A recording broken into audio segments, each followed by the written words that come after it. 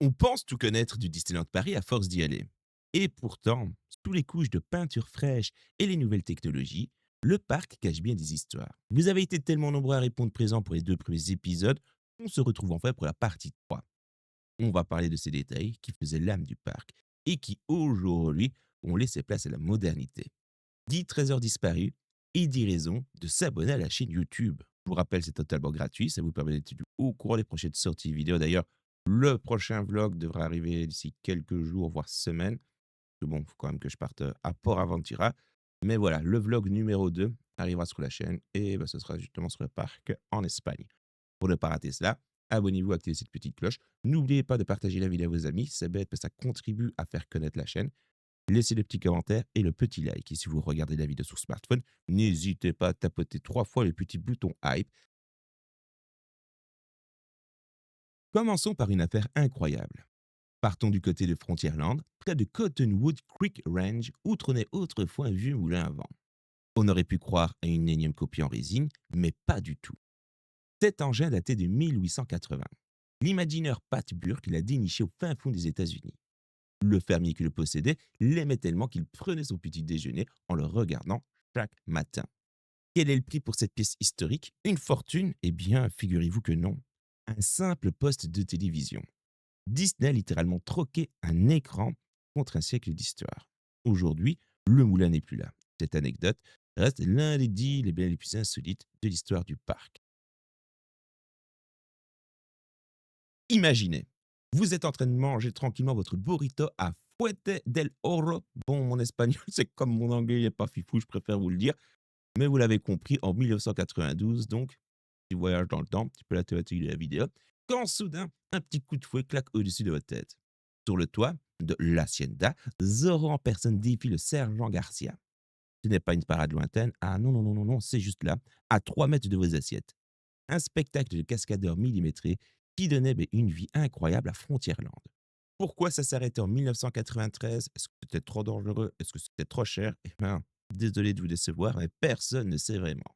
Mais, si vous regardez bien le rideau de la scène du Lucky Nuggets aujourd'hui, Zorro est toujours là. Il nous observe comme pour nous rappeler qu'autrefois, le danger venait d'en haut. Si vous voulez retrouver plus de détails sur l'histoire de Zorro au sein du parc de Disneyland Paris, je vous ai fait une petite vidéo avec les personnages oubliés des parcs Disney et je vous conseille vivement d'aller jeter un œil parce qu'il y a beaucoup de licences qui étaient assez surprenantes, si je peux m'exprimer ainsi, parce qu'on parle quand même de Ace Ventura, de Power Rangers, de Tortue Ninja, bref. Allez faire un tour sur la petite vidéo. Il fut un temps au Disney Hotel Santa Fe, l'entrée ne ressemblait pas à un lobby d'hôtel, mais à un immense drive-in.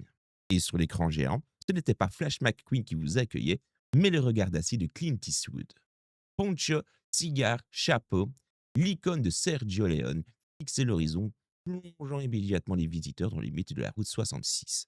En 2011, la licence Cars a tout raflé. Clint a été remplacé par Flash et Sally.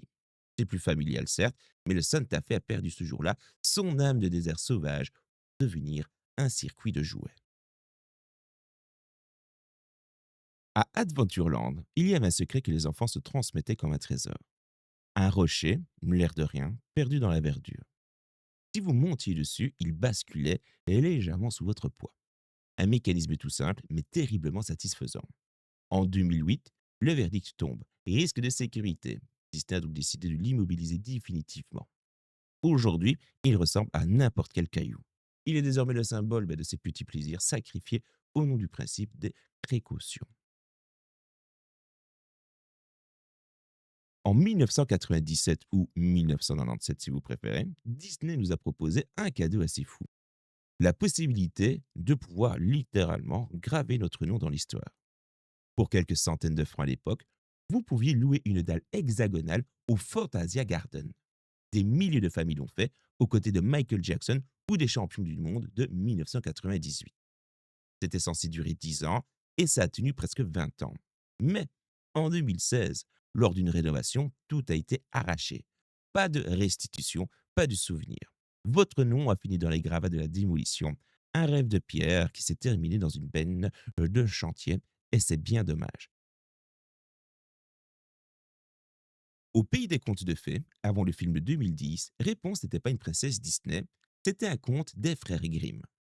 Sa tour était grise, austère, avec une girouette en forme de ciseau. C'était l'interprétation libre des Imagineers de 1994. Mais quand le film est devenu un succès planétaire, Disney a mis à jour la réalité. La tour grise est devenue la tour colorée du film. Une preuve de plus que, dans les parcs, le marketing finit toujours par rattraper la mythologie. Si Main Street est aujourd'hui sonore et musical grâce à des enseignes cachées, en 1992, elle chantait en live. Le Main Street Quartet, c'est-à-dire 7 chanteurs qui se relayaient, parcouraient l'avenue en costume d'époque. On parle d'harmonie pure, sans micro, et une performance au milieu de la foule. Ils ont disparu au milieu des années 1995, emportant avec eux cette thytosphère organique qui faisait que le parc ne s'arrêtait jamais de vibrer. Parfois, ils reviennent pour les anniversaires, comme des anciens fantômes qui retrouvent leur voix. Le vieux moulin de Fantasyland n'a pas toujours été un simple comptoir à boissons. En 1993, c'était une attraction du nom de Les Pirouettes du Vieux Moulin. Vous montiez dans le gigantesque seau pour pouvoir avoir une vue panoramique sur le land. Mais, entre la faible capacité et surtout les intempéries de Marne-la-Vallée, l'exploitation était un enfer. En 2002, c'est finito pour l'attraction. Les seaux sont restés là, vides, servant parfois de décoration de Noël, avant d'être définitivement retirés en 2011. Aujourd'hui, il ne reste plus que les quais d'embarquement, devenus une zone fumeur. On peut qualifier quand même que c'est une triste fin, eh bien, pour cette grande roue, même s'il y avait une faible capacité, même si, voilà, vous la gardez en guise de vestige et non pas pour une zone fumeur, je trouve, hein. Au Walt Disney Studios ou nouvellement, si vous préférez, le Disney Adventure World, on avait un mastodonte à 12 pneus qui accueillait les visiteurs. Ce dernier s'appelait le Scarabée. On ne parle pas d'une reproduction, c'était le vrai véhicule du film Armageddon avec Bruce Willis. On parle d'une bête de métal conçue par 50 techniciens d'effets spéciaux. Il a trôné là pendant 17 ans, mais malheureusement, en 2019, suite à la fermeture de l'attraction pour laisser place à Marvel, le Scarabée a tout simplement pris sa retraite. On ne sait pas s'il a été sauvé, ferraillé, s'il a été vendu, non, Disney n'a pas communiqué par rapport à cela, mais son absence laisse un immense vide dans ce qui était autrefois le cœur technique du parc. Enfin, souvenez-vous maintenant de l'entrée du Disney Village en 1992. C'était le festival Disney, avec une façade rouge vif, sobre, presque abstraite, dédiée à Buffalo Bill. Un style très industriel, typique des années 1990. En 1997, avec l'arrivée de la Gaumont, eh bien tout a changé. Les visages du Buffalo Bill et Sitting Bull ont été sculptés au-dessus de l'entrée. Le rouge a laissé place à quelque chose de plus figuratif.